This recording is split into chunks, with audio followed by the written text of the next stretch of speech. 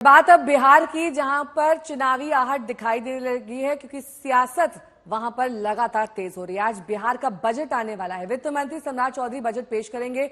बतौर वित्त मंत्री वो दूसरी बार बजट पेश कर रहे हैं। दोपहर तकरीबन 2 बजे विधानसभा में सरकार का ये बजट पेश होना है। माना जा रहा है कि बिहार सरकार के बजट में शिक्षा, रोजगार और कृषि पर अहम फोकस होगा। चुनावी साल में नीतीश सरकार क्या बड़े ऐलान कर सकती है, इस पर भी सबकी नजरें टिकी हुई हैं।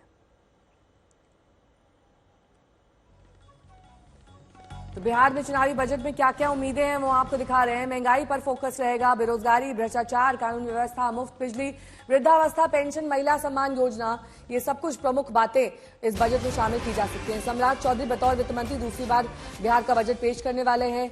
और लगातार ये कहा जा रहा था कि डबल इंजन की सरकार अगर है, उसको ध्यान में रखते हुए बिहार पर फोकस रहना चाहिए, चाहे वो शिक्षा हो, रोजगार हो, ये तमाम वो क्षेत्र जिसमें बिहार पिछड़ा हुआ है। विपक्ष भी लगातार इन्हीं मुद्दों को लेकर निशाना साधता रहा है और इस बार भी बजट जब पेश होगा तो हंगामेदार सत्र रहने के आसार हैं।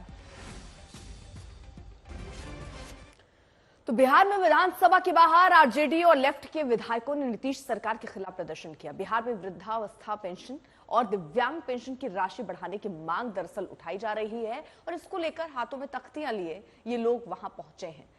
ये विधायक हैं लेफ्ट के और आरजेडी के। नीतीश सरकार के खिलाफ इनका ये प्रदर्शन चल रहा है। आखिरी बजट से पहले ये बड़े दांव करते हुए नजर आ रहे हैं।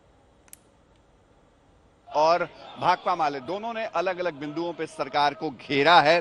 एक तरफ केंद्र सरकार की घेरेबंदी भाकपा माले ने की है, तो वहीं दूसरी तरफ बिहार सरकार से सवाल और जो पुराना मानदेय भत्ता जो लागू किया गया है उसको अब नए सिरे से कैसे बढ़ाया जाए, इसको लेकर के तेजस्वी यादव नेता प्रतिपक्ष ने कल घेरेबंदी की थी और आज बजट के पहले यहां आरजेडी के विधायक सदन पोर्टिको में प्रदर्शन कर रहे हैं। मकसद साफ है, सरकार के ऊपर चुनावी साल में दबाव बनाया जाए और कोशिश इस बात की जाए कि जो लोक हित की योजनाएं हैं उन योजनाओं में इजाफा हो सके। और कहीं ना कहीं तेजस्वी यादव ने जिस तरह से कल कहा था कि अगर सरकार के पास योजनाएं नहीं हैं तो माई बहन योजना जो है, जिसको वो अपनी सरकार बनने के बाद लागू करने वाले हैं, उसी योजना को कम से कम सरकार कॉपी पेस्ट कर ले ताकि महिलाओं को जो भत्ता है, आर्थिक मदद है, वो हर महीने मिल सके।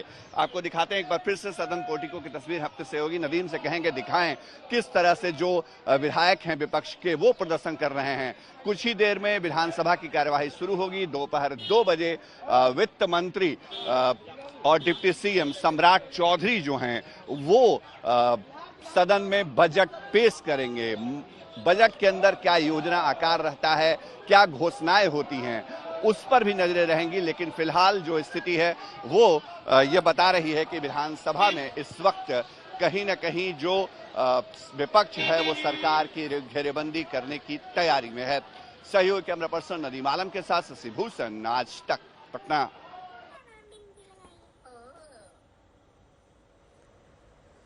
तो आरजेडी और जेडीयू में जंग इस बात को लेकर है दरअसल कि इतने साल नीतीश कुमार बतौर सीएम काबिज रहे, लेकिन बिहार के विकास में कहीं ना कहीं कमी रह गई है। यही इस वक्त आरजेडी का मुख्य मुद्दा है कि वृद्धावस्था पेंशन हो, रोजगार हो या फिर शिक्षा का क्षेत्र हो, उसमें बिहार पिछड़ गया है। और जेडीयू उस पर जवाब ये दे रहा है कि तेजस्वी की बात पर लोग भरोसा ही नहीं करते हैं, कुछ भी कहते हैं, कोई फर्क ही नहीं पड़ता है। अब विपक्ष का मोर्चा इन तमाम मुद्दों को लेकर होगा, महंगाई, बेरोजगारी, भ्रष्टाचार, कानून व्यवस्था। और नीतीश सरकार लगातार आरजेडी पर जो घोटाले हुए हैं उनको लेकर निशाना साधती रही है। अब क्या क्या उम्मीदें हैं इस चुनावी बजट से, आप देखिए, महिलाओं के लिए योजना है, 24 लाख बेरोजगारों के लिए रोजगार पैदा हो, सस्ती बिजली का ऐलान संभव है। पूरी तरह बिहार के विकास के लिए माननीय मुख्यमंत्री जी ने जो ड्रीम रखा है उस पूरे को प्रेजेंटेशन हम लोग बिहार विधानसभा में देंगे। 15 साल से पुराना अगर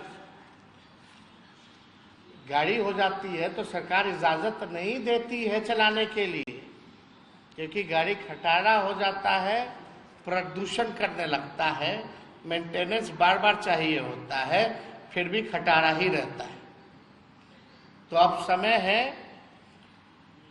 बिहार के लोग नई गाड़ी पे बैठना चाहते हैं, तेज रफ्तार से बिहार का विकास चाहते हैं, 20 साल इनका गति हम लोगों ने देख लिया, जबकि तब जब 11 साल ये डबल इंजन की सरकार में रहे।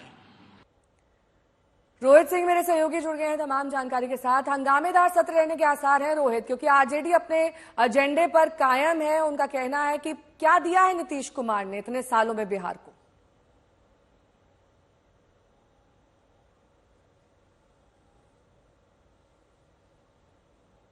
रोहित, आपकी आवाज नहीं आ रही है, दोबारा आपके पास लौटेंगे, लेकिन इस बीच तस्वीरें देखिए।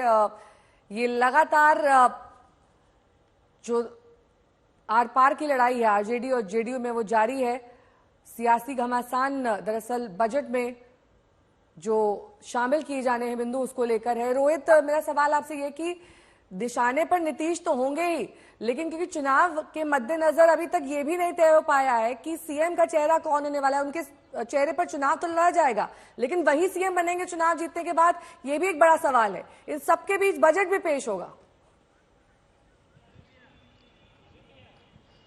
बिल्कुल, देखिए आपने ठीक कहा, चुनावी वर्ष है। ऐसे में आज इस मौजूदा सरकार का आखिरी बजट जो है वो पेश होना है, तो ऐसे में बहुत सारी कोशिशें हो रही हैं कि लोक लुभावन जो है वो घोषणाएं की जाए, महिलाओं को लेकर, किसानों को लेकर, रोजगार और युवाओं को लेकर जो है किए जाए। और इसी को लेकर तेजस्वी यादव जो है वो नीतीश सरकार पर हमलावर हैं। अब समझिए, बजट पेश होने से पहले 20 साल के शासनकाल को खटारा सरकार बता दिया है तेजस्वी यादव ने। ये ऐसी खटारा सरकार अब नहीं चाहिए। 15 साल में तो सड़क पर सरकार वाहन भी नहीं चलने देती है, तो 20 साल हो गए हैं, तो इस खटारा सरकार को हटा दिया जाए।